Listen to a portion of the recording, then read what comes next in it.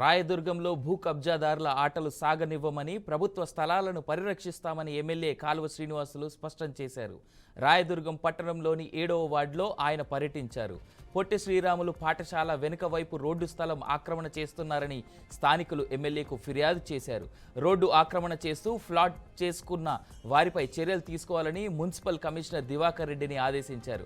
నకిలీ పట్టాలు, రిజిస్ట్రేషన్లు చేసుకుని ఈ స్థలాలు మావంటూ వస్తున్నారని ప్రజల నుండి తమకు ఫిర్యాదులు అందాయని ఎమ్మెల్యే కాలువ శ్రీరాములు అన్నారు.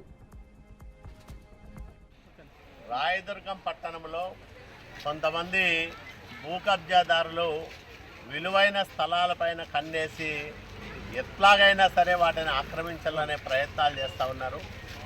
వాళ్ళ ఆటలు సాగనివ్వం. ప్రభుత్వ స్థలాలను పరిరక్షించడంతో పాటు ప్రజలకు ఉపయోగపడే విధంగా ఆ స్థలాల వినియోగానికి చర్యలు తీసుకుంటాం.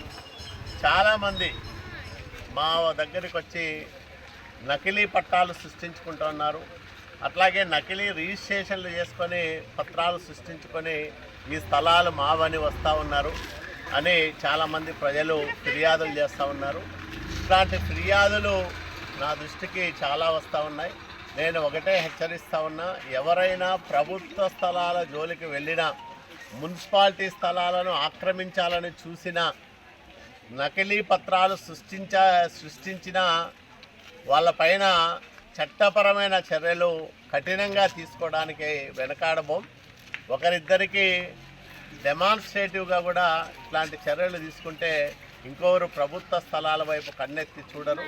కాబట్టి అధికారులందరికీ కూడా నేను ఒకటే చెప్తా ఉన్నా, ఎవరైనా సరే, ఏ పార్టీ వాళ్ళైనా సరే ప్రభుత్వ స్థలాలను కబ్జా చేయాలని చూస్తే మాత్రం ఉపేక్షించద్దండి. నిర్మోహమాటంగా, నిర్దాక్షిణ్యంగా ప్రభుత్వ స్థలాలను కాపాడడానికి కఠినంగా చర్యలు తీసుకోమని నేను అధికారులకు కూడా చెప్తా ఉన్నా.